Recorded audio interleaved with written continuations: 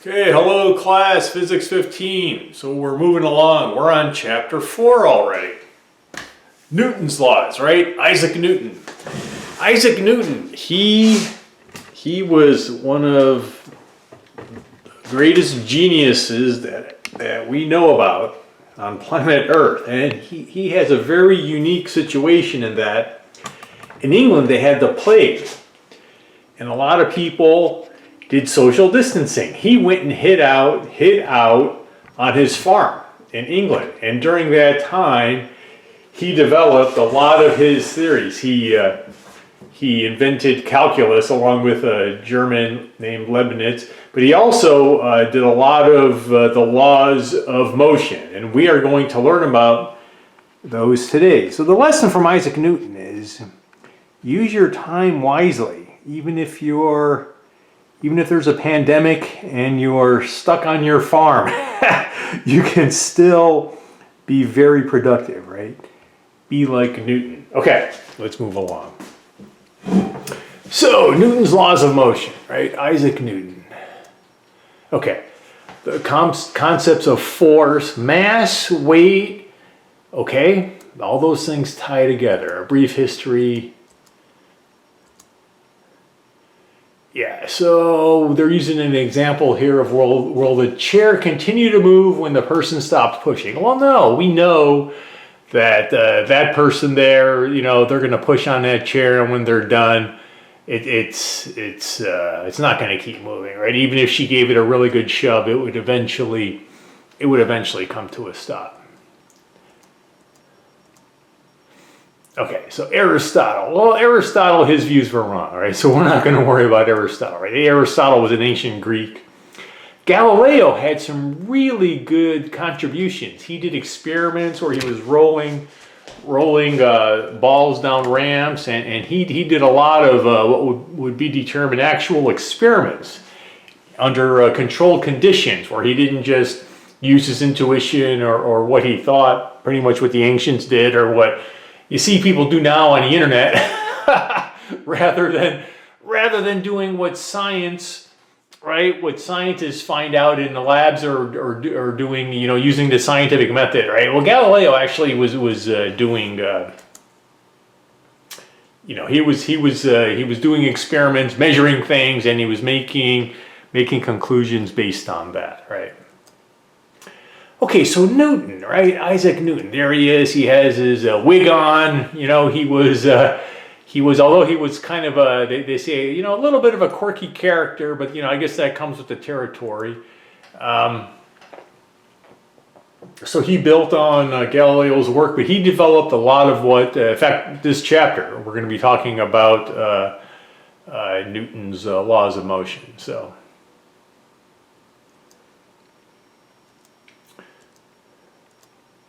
Okay, Newton's first and second laws. We're going to be talking about Newton's three laws. We're going to do the first and second one. So how do forces affect the motion of an object? Well, force, right? We haven't really talked about force yet. Force is when you push on something, right? We've talked about velocity and acceleration, but what do we mean by a force? Well, we know we all have an intuition of what force is, right? You push on something or you apply force, right? Is there a difference between, force, energy, momentum? Well, yeah, you bet there is. Are we going to be examining all of those things? Yeah, you bet you are. Today we're just going to do force, though. Eventually we'll get to energy, momentum, impulse, right? And let's go on to his first and second laws, right? Newton's first law of motion.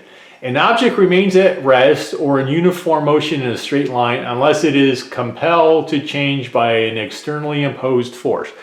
The best way I found to always think about this is to think about something in space, but far away from any planet, far away from any stars or galaxies. So it's just sort of in space. And it's moving along in space. And if no force acts on it, it's just going to keep going. It's just going to keep moving forever. It's minding its own business. There's nobody bothering it. There's no air resistance up there in space. It's just say a little rock or whatever, and it's just going along, right, for millions of years.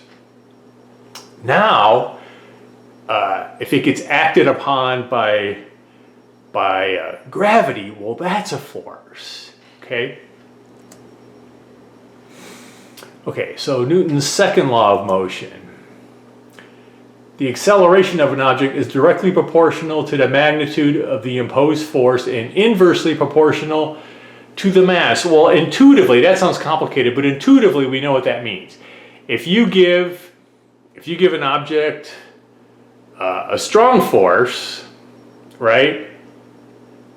If you give an object a strong force, it's going to move more than if you didn't give it such a strong force, and then inversely proportional to the mass. Well, if you apply a force to like this big bowling ball and you apply the same force to this little tennis ball, well, the tennis ball is gonna of course accelerate a lot quicker than the bowling ball, because the bowling ball has more mass, and mass is just how much stuff it has, right? There's a lot more stuff here. You can say, well, the bowling ball weighs more. Yeah, but if, say you were out in space, floating around, where right, the bowling ball would still have more stuff. Both of these would be floating next to each other, so they don't have they don't have that distinction of weight they have on the surface of Earth, but they still have the same amount of stuff no matter where they are, right? So that's what mass is, how much stuff there is, regardless of gravity and the weight from gravity.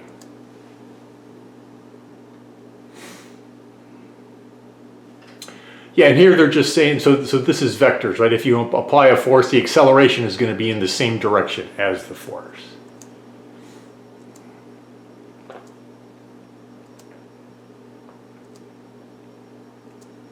Yeah, force is proportional to an object's acceleration. So, we talked about that rock that's floating around in space. It would have a velocity, right? If it was just floating along and no force acting on it, it would have a velocity. But let's say it got close to a star and gravity started acting on it. Well, that's a force.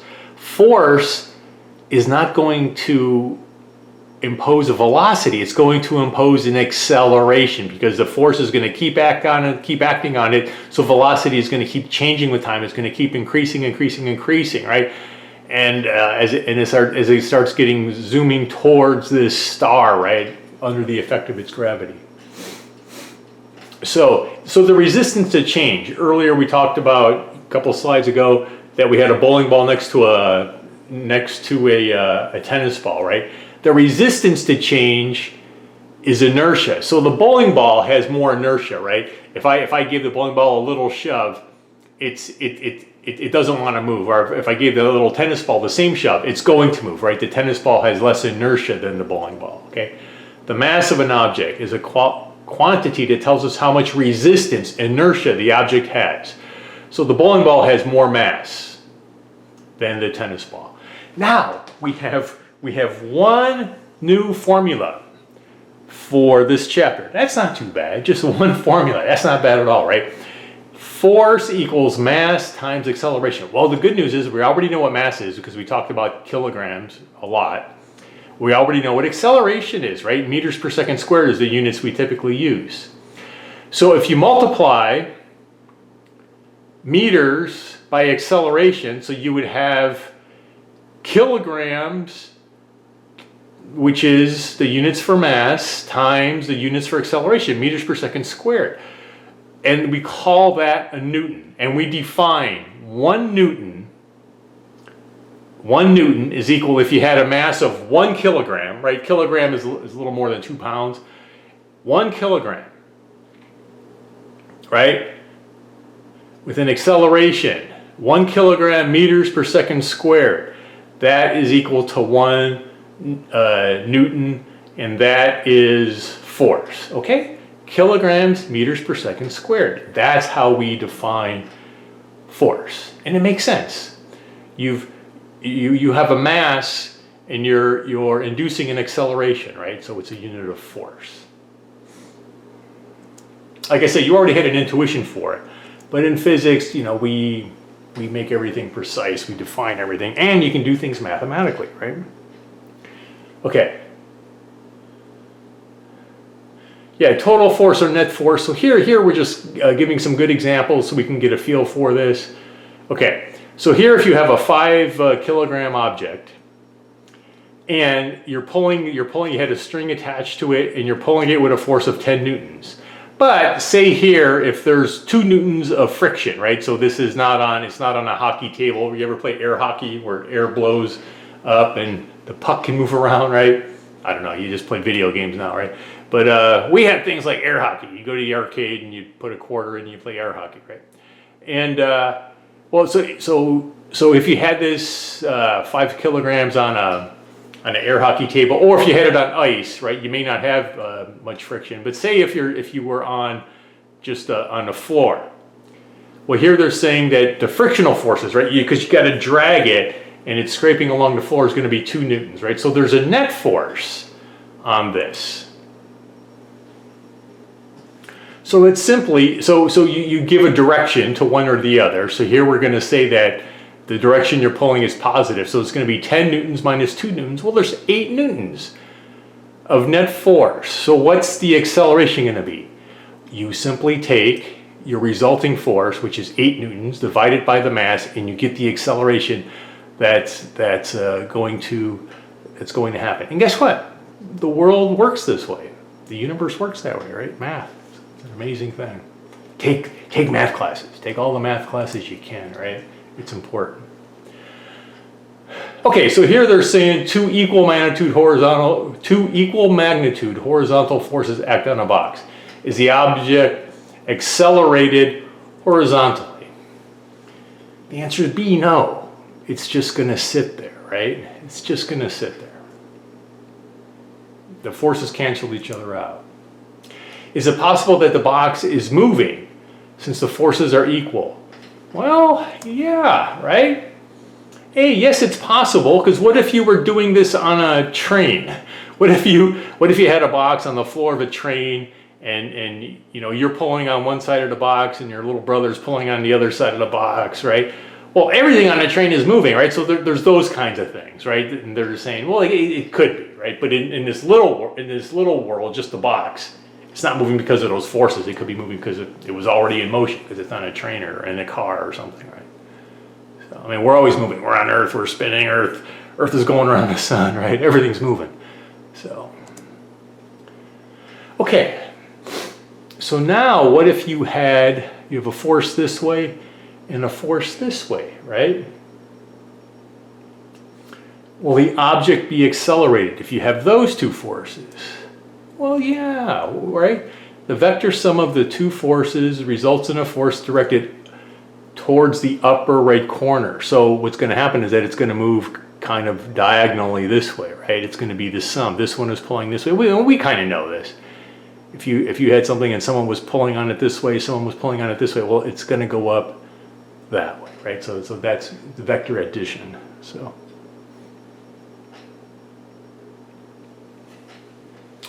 all right. Let me adjust this a bit.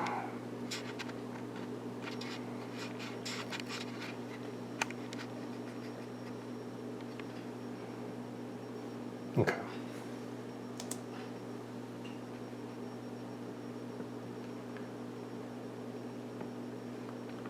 Okay.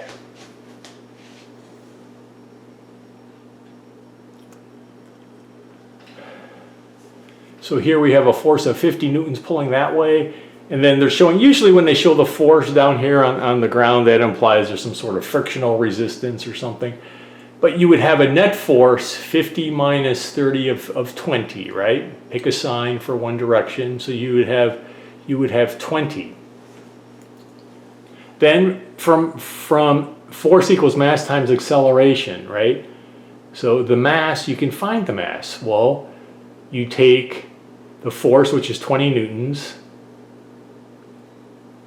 you divide it by the acceleration of 4 meters per second squared, and you get 5 kilograms for the mass, right?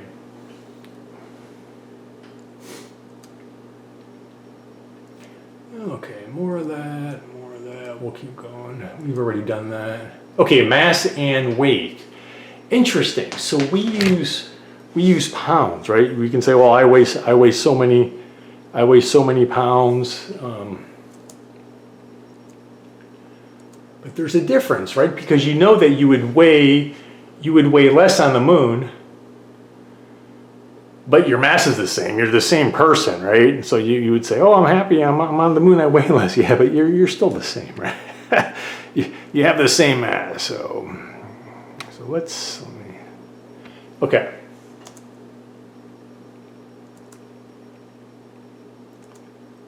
Yeah, now, but this also applies to just forces of pushing, right? So when you know your weight, well, that's how much you weigh at the surface of the earth due to gravity.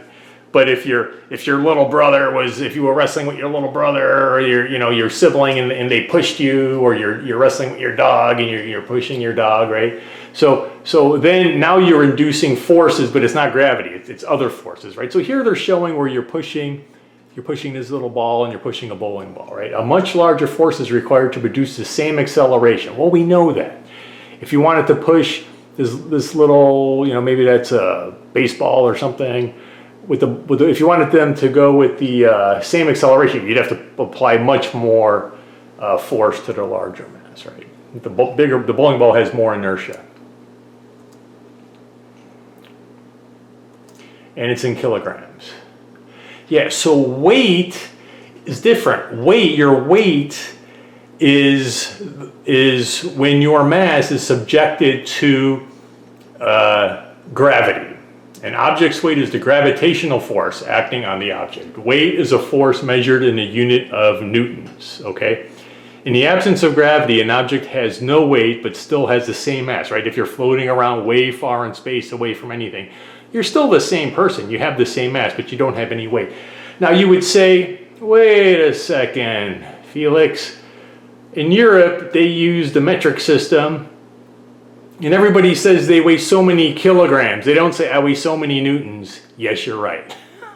So yeah, they should use newtons, right? But they don't. They use kilograms. Okay, that's one of the things where in physics we're more precise, right? In physics we're using the correct, we're much more precise, defining things more precisely. So in the West here we use pounds, which is a unit of force. Newtons is also a unit of force. But if you go over to Europe where they use kilograms, they're casual and they're just going to say the kilograms and leave out, the acceleration because the acceleration is the same. So that's just something that happened, right? It's just the way it is. They should use newtons, right? If everybody was physicists, but they're not. So, yeah. So on Earth, right, gravitational acceleration is 9.8 meters per second squared. But you're saying, well, so yeah, this is a little bit confusing. So you're thinking, well, if that's the acceleration, shouldn't a more massive object be subjected to more acceleration? No, it cancels each other out. Different gravitational forces, weights, act on falling objects of different masses, but the objects have the same acceleration. Remember, it's inversely proportional to the mass. So it equals out. So if you just have a little light object and you have a big heavy lead weight, right? Now, if there's no air resistance, they're both going to accelerate at the same amount, right? It cancels out exactly so that everything has the same, heavy things all have the same acceleration, right? When people are in the International Space Station and they're playing around, well, the heavy objects don't fall to the bottom or hit the ceiling, and everything's floating at the same, whether it's a big person or just some object they had, right? Gravity affects the acceleration is the same for everyone.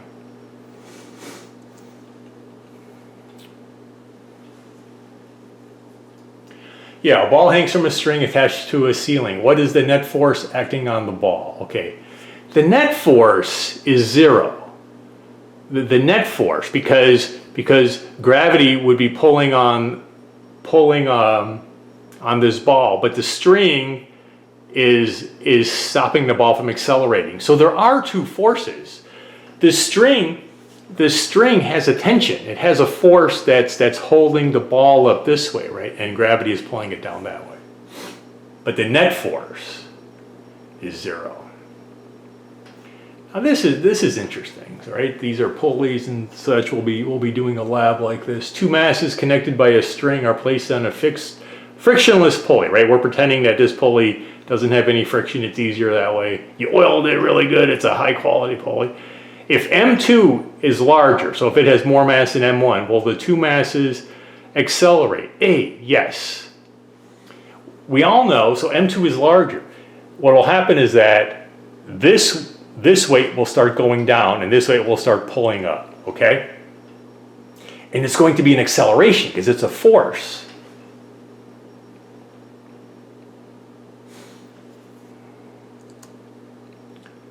Okay, Newton's third law. Here's the third law. Where do forces come from?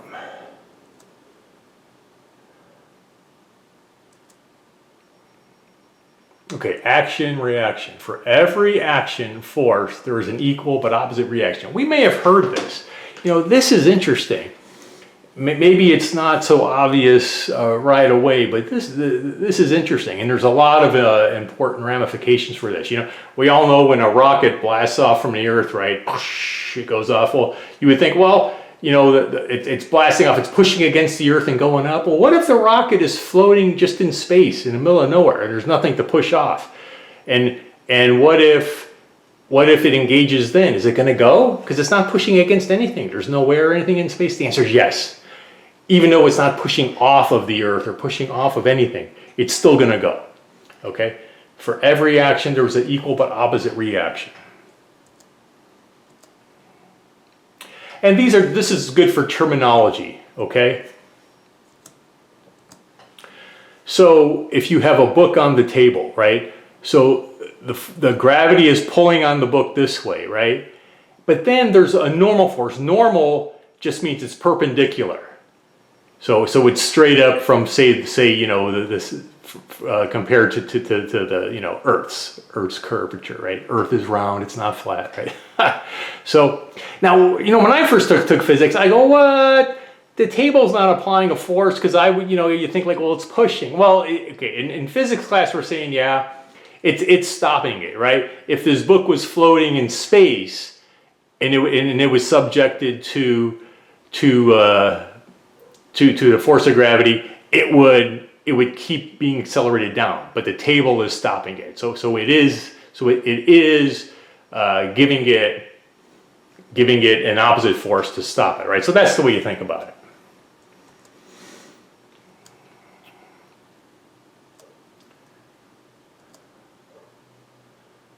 Okay, I think I said enough about that. I think so. Yeah, then we know if you had a book and you put it on a spring, right, it would compress the spring.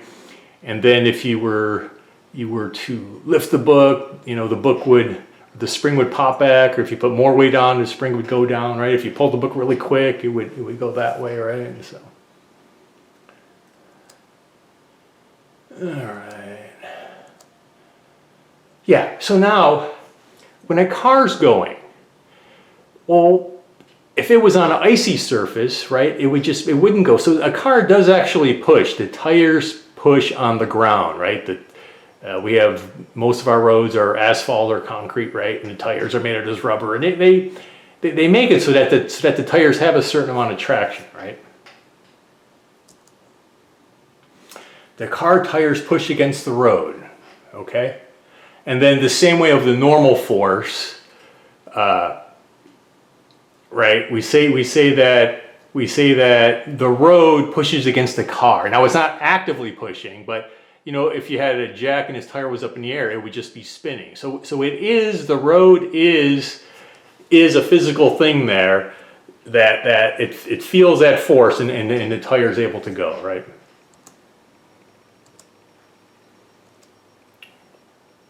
Yeah, so here is just more, right? If you were to push this chair, then if it was on a floor, there would be a certain amount of frictional forces this way, right? The chair has a weight, so that's another force that's acting on it, right? Then the floor is preventing the chair from just, you know, hitting the dirt, right? So it's presenting a normal force. So this would be like all the forces that are acting on a chair. that's, you know, on planet Earth, right?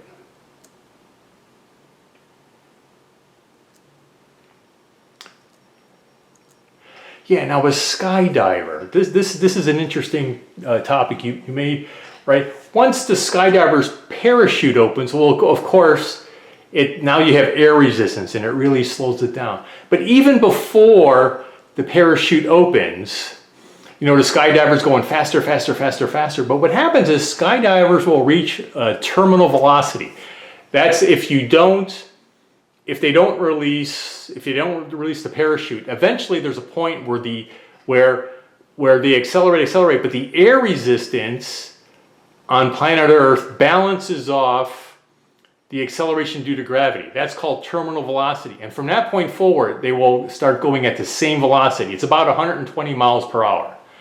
So a skydiver, if they jump out, you know, and they're falling, eventually the fastest that they're going to go is 120 miles an hour. That's where the resistance, the force, there's a force from, here they're showing it. There's an arrow going this way. That's a resistive force from the air. And they're going to stop at about 120 miles an hour. Now, when they release their parachute, well, then it's going to become way less than 120 miles an hour. It's going to be, depending on the size of their parachute and such, it's going to be substantially less. But if you just throw a ball out of an airplane or have a skydiver, they reach what is called a terminal velocity, and that is due to air resistance. Typically, when we're doing our motion problems, right, we're going to ignore air resistance because it can be very complex, but you could. And they do when they're calculating parachutes and stuff. They take in airplanes and all that. Engineers take all that into account, right?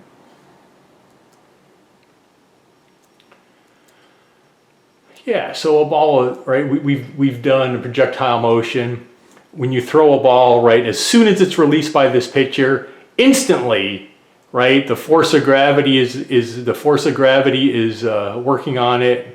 It's being pulled down this way. There's air resistance. So the ball, so there's an acceleration downwards, but when it leaves the pitcher's arm, it has a velocity, but the air resistance starts to slow it down. All right, why did this thing? Oh, okay, I wasn't expecting that, right?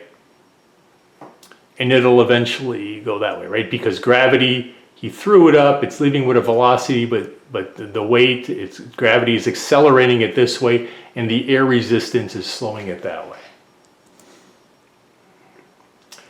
Yeah, now what happens if objects are connected? Yeah, so if you pulled, so this entire thing, right, say you had a force of 36 newtons, right? Well, it's just two masses, so this force is going to be divided. You know, part of this 36 newtons is gonna be used to accelerate this cart. And then so if these are the same, then it's going to be half. M1 will get half of the, if these carts have the same mass, M1 will get half of the 36 newtons and M2 will get the other half of the force of 36 newtons. Okay. So that's all that's saying. And they're talking about this more, right? 16. Oh, that's not right. Oh yeah, but it's accelerating, right? Yeah, so there's an extra amount of force left over to keep it moving. So.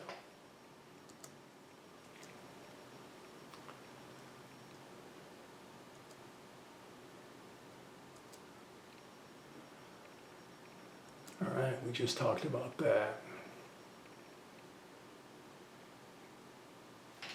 Two blocks with the same mass are connected by a string and pulled across a frictionless surface by a constant force. Will the two blocks move with constant velocity? B, no, they have a force. Both blocks will move with a constant acceleration because there's a force, so it's going to keep going faster. Remember, because force is mass times acceleration, so they're going to accelerate, go faster, faster.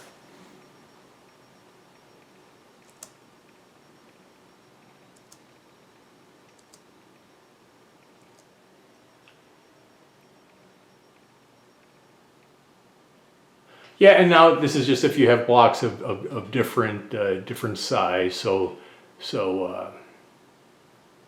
you know, the tension in this string here is going to be less than the entire force pulled over there, right?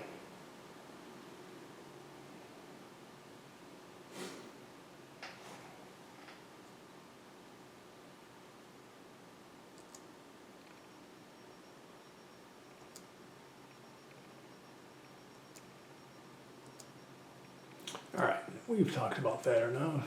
We'll keep going. And that's it. That's it, folks.